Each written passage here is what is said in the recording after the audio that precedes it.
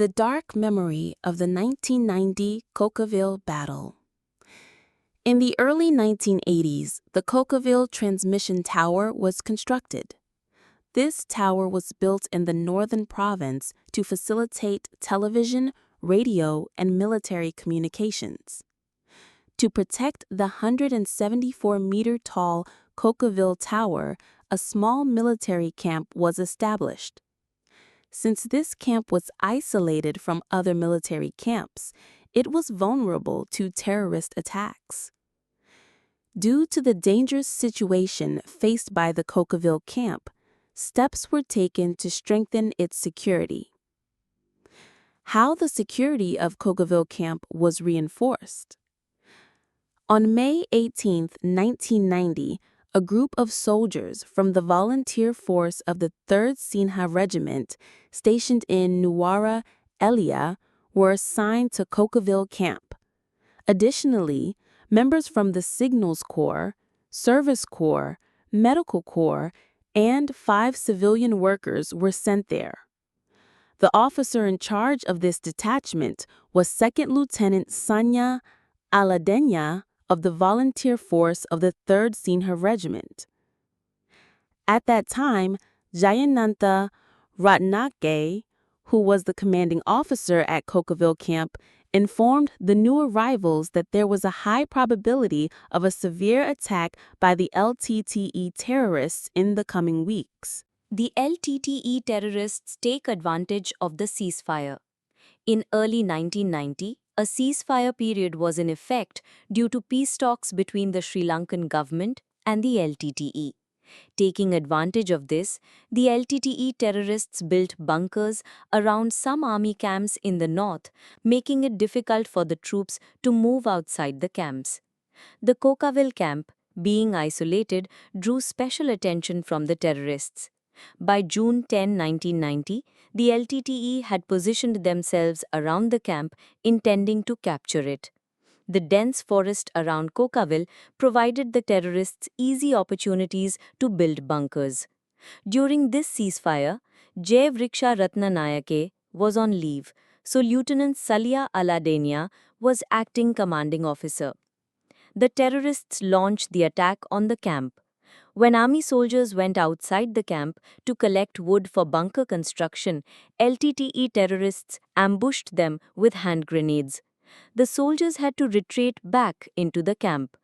Since the Kokavil camp was isolated, reinforcements could not be sent easily. The terrorists effectively prevented any soldiers from leaving the camp. Whenever soldiers went outside, they faced sniper and grenade attacks from the terrorists. Inside the camp, as uncertainty about the future grew, the LTTE announced in Sinhala that the soldiers should surrender. However, Lieutenant Saliya Aladeniya, unwilling to retreat, told his soldiers to fight bravely to the last moment. Shortage of food and water.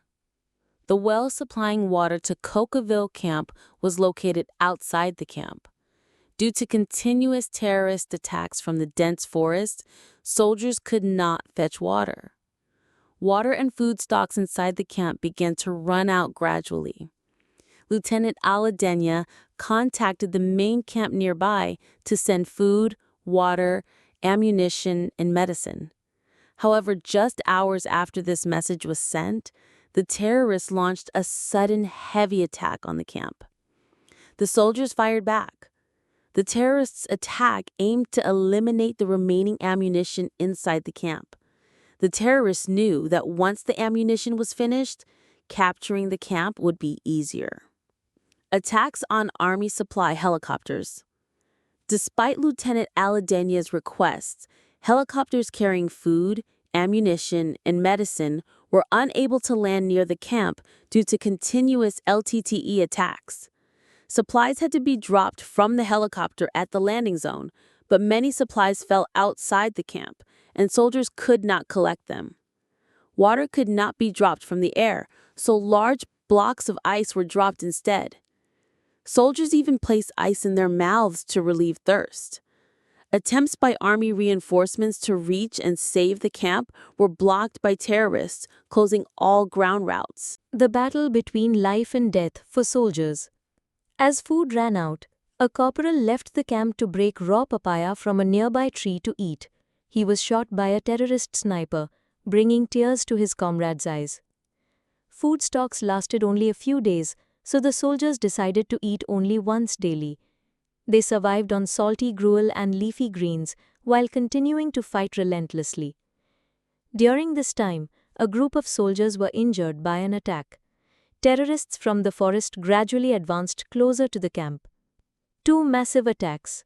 By July 10, 1990, the LTTE terrorists had surrounded the Kokavil camp. The soldiers had been fighting without food for more than 3 weeks and were in a difficult condition.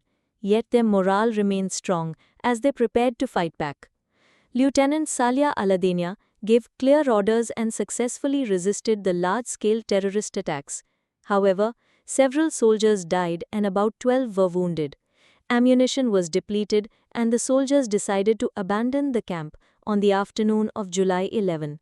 But this plan could not be carried out. On the night of July 11, terrorists launched another intense attack, increasing the number of wounded soldiers and making evacuation even harder. Higher Command orders Lieutenant Aladeniya. No reinforcements could reach the camp, making rescue impossible. Lieutenant Aladeniya was ordered by Higher Command to abandon the camp with the remaining soldiers. But many wounded soldiers could not be moved. Despite the situation, Lieutenant Aladeniya refused to leave the wounded behind. He ordered the wounded to be taken to the signals building and told his troops to fight together to the last moment.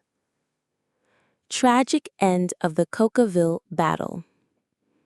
By dawn on July 12, 1990, the LTTE had captured Kokavil camp. The terrorists set fire to the fuel tanks inside, causing a massive blaze. Lieutenant Aladeniya was at the television station building at that time. After the camp was taken, he contacted the Air Force requesting to bomb the Kokavil camp to destroy it. After weeks of fighting without food, Lieutenant Saliya Aladeniya and his men, who fought to defend Kokavil camp, breathed their last on July 12, 1990. Though Lieutenant Aladeniya had the chance to retreat, his determination and bravery earned him the prestigious Paramavira Vibhushanaya Award posthumously. Lieutenant Saliya Aladeniya and his comrades, who bravely fought to protect their motherland, are forever immortalized as heroes. A tribute to the fallen heroes of Kokavil. With hearts full of sorrow and pride, we bow our heads in deep respect to the brave sons of our nation who stood firm at Kokavil, even in the face of impossible odds. These heroes did not yield, did not retreat, and did not abandon their comrades. Surrounded, starving, and wounded, they chose courage over comfort, duty over escape, and honor over life itself. Lieutenant Saliya Aladeniya and his fellow warriors wrote their legacy not with ink, but with blood, sacrifice, and unshakable loyalty to their country. Their final stand was not in vain. It became a symbol of ultimate bravery and love for Sri Lanka. May we never forget their courage. May we live worthy of their sacrifice. And may their souls rest in eternal peace, wrapped in the gratitude of a nation they died protecting. You are not forgotten. You are forever heroes. If you found this story inspiring, please give this video a like, leave your thoughts in the comments, and don't forget to subscribe for more true stories of courage and sacrifice. Honor the heroes. Remember the sacrifice. Subscribe now.